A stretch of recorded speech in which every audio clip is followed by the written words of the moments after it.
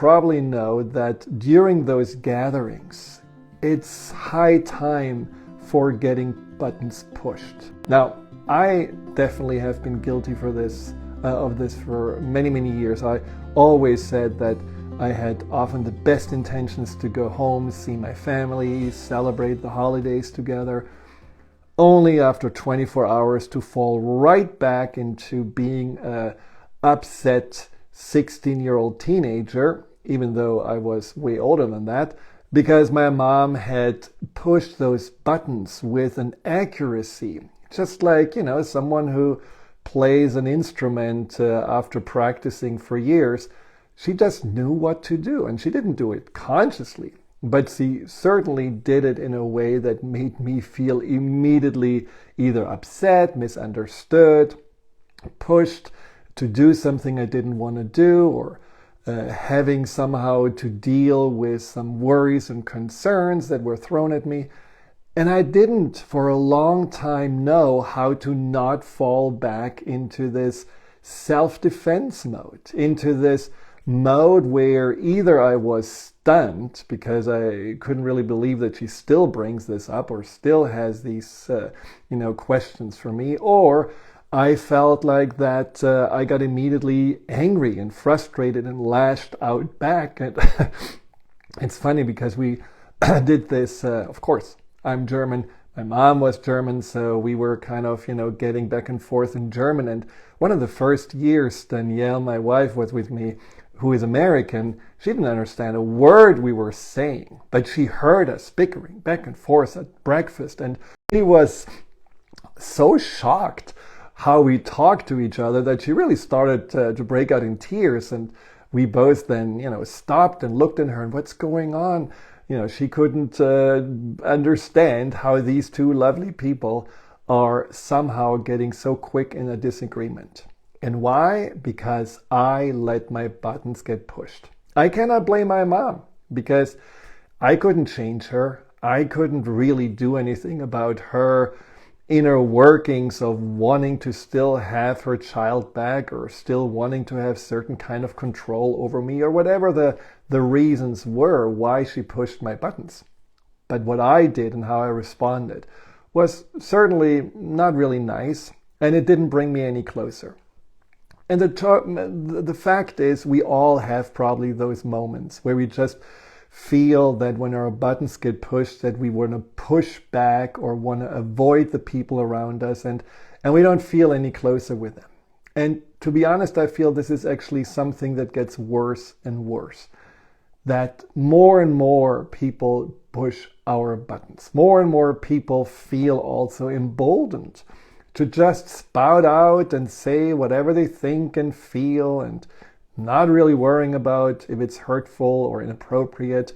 And then we, of course, want to somehow react or respond, and often we don't know how to do this.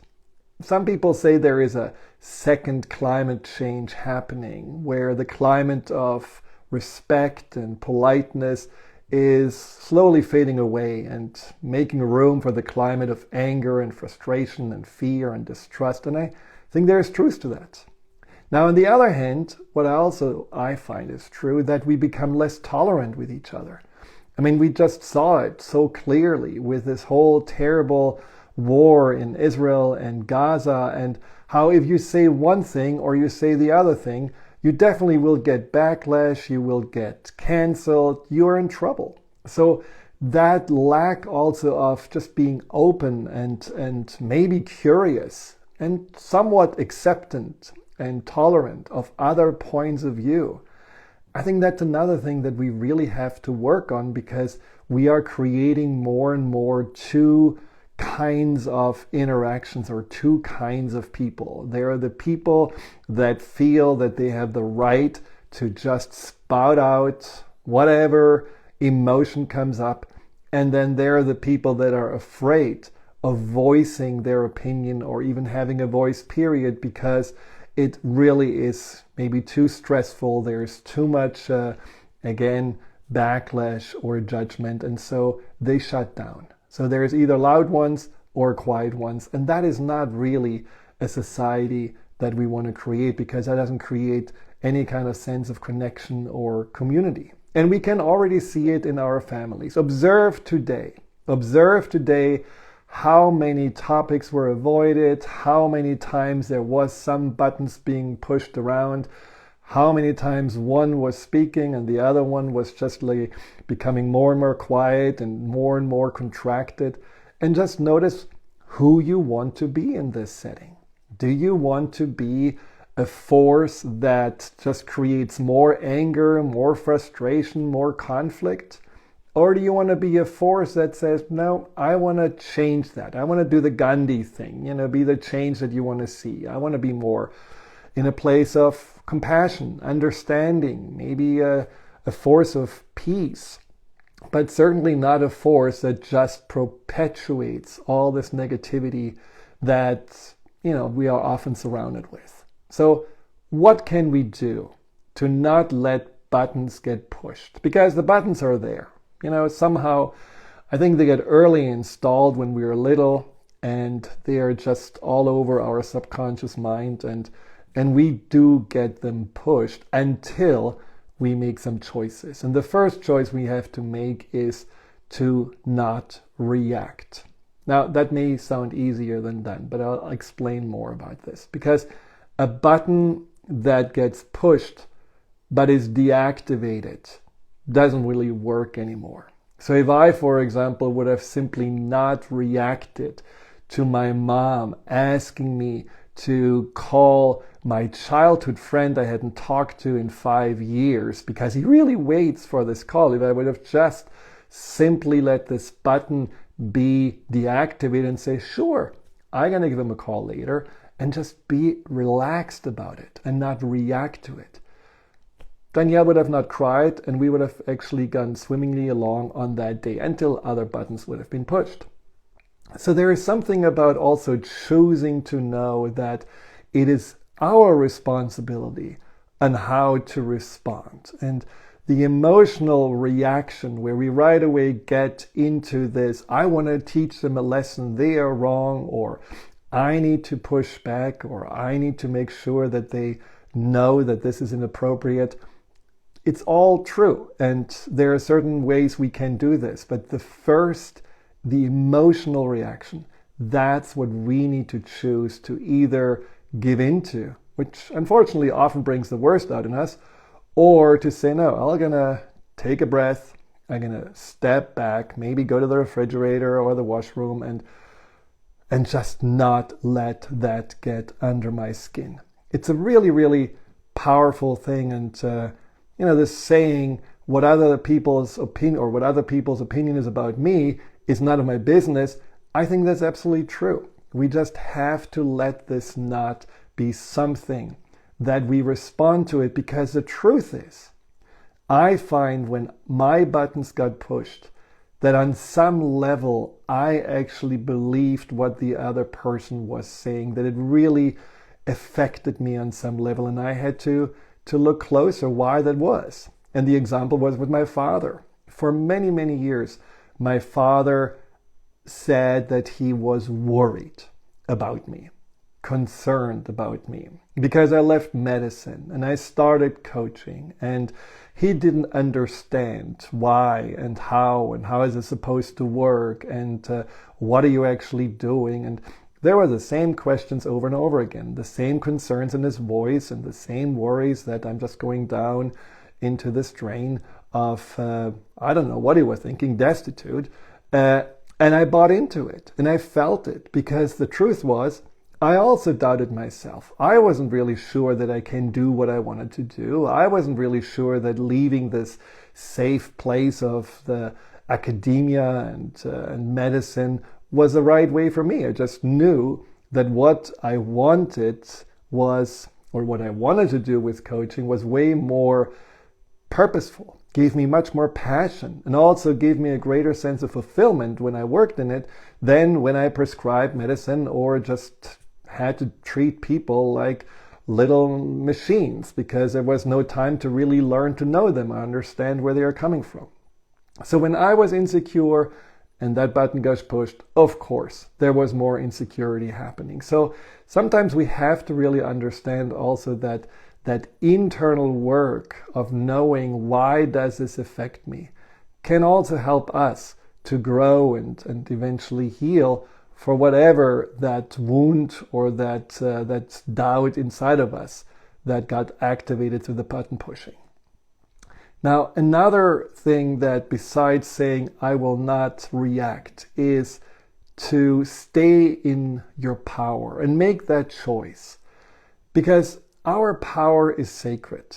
You know, I am all about empowerment, and empowerment really just means not power over anyone or being in control at all times. It just simply means that you're really harnessing your ownership over your life, the way you act, the way you feel, the way you think, that those are things that you choose and that you feel like that you become the leader of your life based on your values, based on your standards.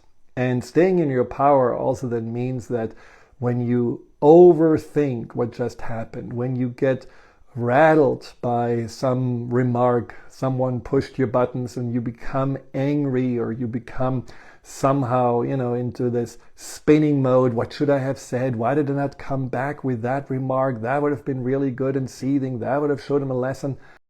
If you are really having so much mental real estate captured by one other person's silly way of being or connecting, you give that person power, because you're no longer choosing how you want to spend your energy and what you want to think and feel. You're feeling like you're forced to think that, and that's giving your power away. And of course, doesn't really do any good. And the person that pushed your button doesn't really notice that you are absolutely internally in this seething conflict with yourself. So don't give your power away. Just notice that your power is more important than maybe even being right.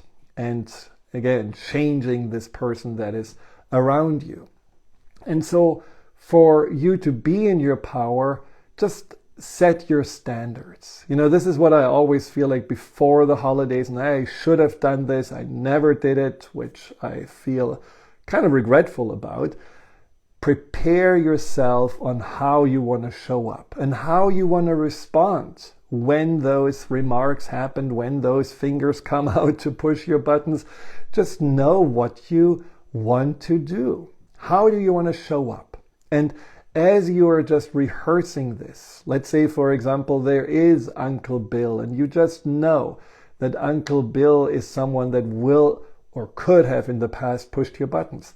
Just know what you can do instead. And I'm going to give you a few examples later, but make sure that you already have an image and an idea of what you want to basically represent in that gathering. So maybe instead of feeling like you're becoming more and more small and quiet, you're just gonna be a force of positivity, of real, connection, being interested in everyone, making everyone somehow feel seen and good about themselves because your presence is so warm and so inviting. You can choose. Just choose who you want to be and find out what works best for you. And choose also what you want to then do if in that moment the button gets pushed and you are about to go back down this path of feeling hurt or upset. Just notice, no, I have totally a choice. I can absolutely do something to not go there. And, when I got my buttons pushed on these Christmas gatherings, I often went for a walk with a dog, just like 10 minutes. And it really is a beautiful thing because after 10 minutes with a dog never pushes my buttons, I felt so much better. And I felt just like, okay, now I can reset, come back and be again who I choose to be. Also, try to understand that where people come from when they push your buttons, what they are all about, really matters.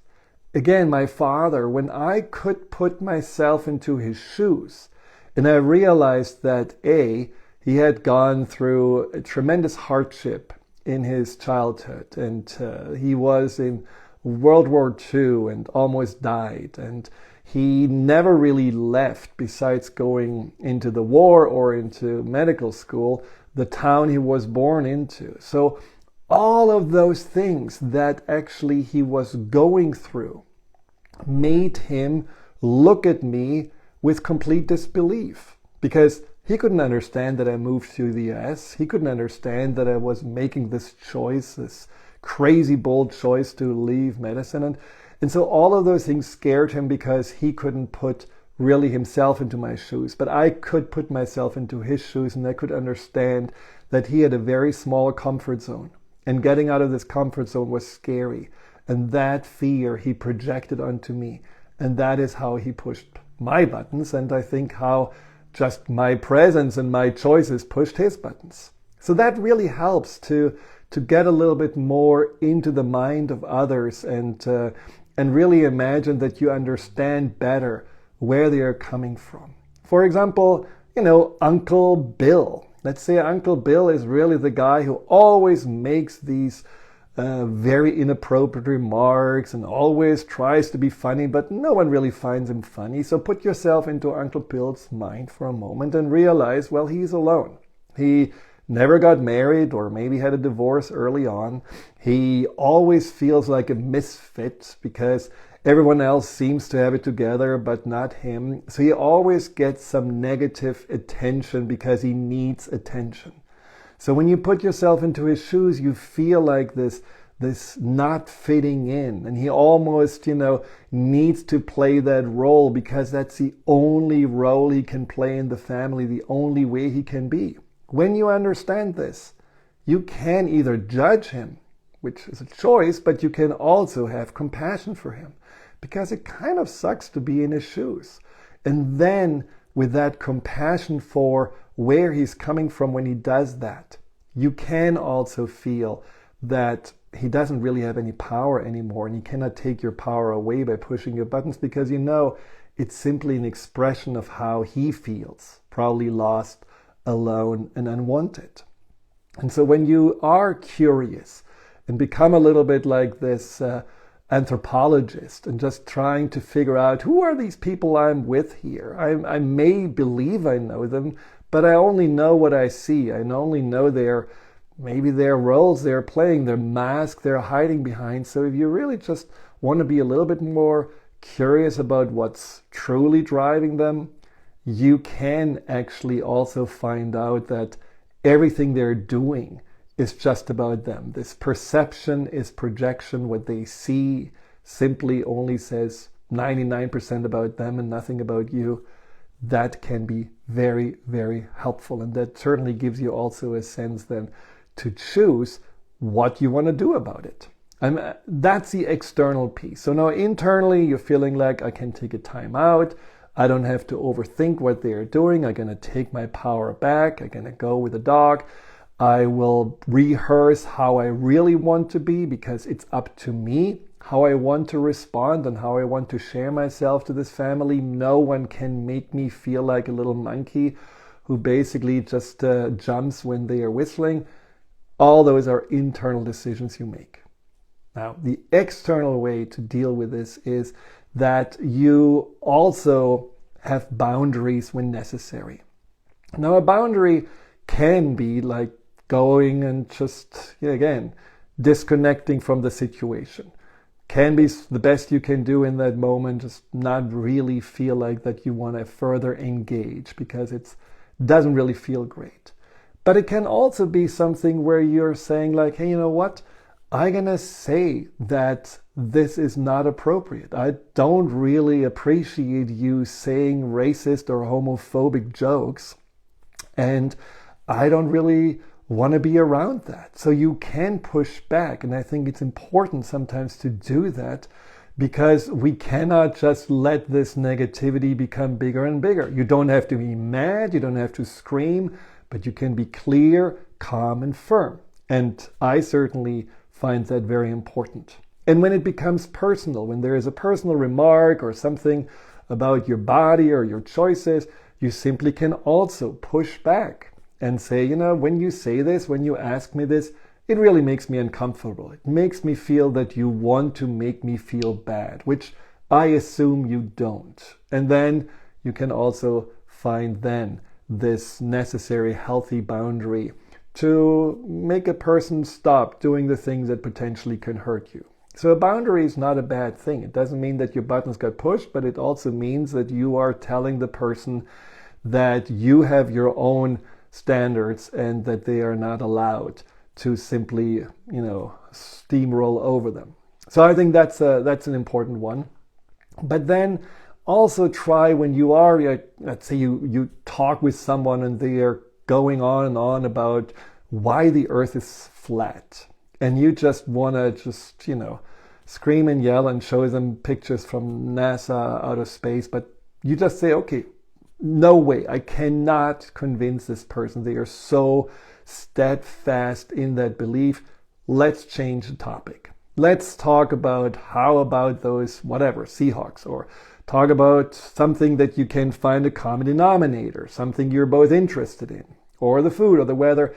Taking into your own hands that conversation is really, really powerful, because often people spout out stuff because they cannot deal with silence and they just want to have something to communicate. And again, they don't necessarily notice that it actually does feel weird or does feel uncomfortable or that it hurts or pushes buttons. So you're just gonna not react, but then you're gonna respond with saying anyhow, and then, that's my favorite, go to another topic and lead away from that.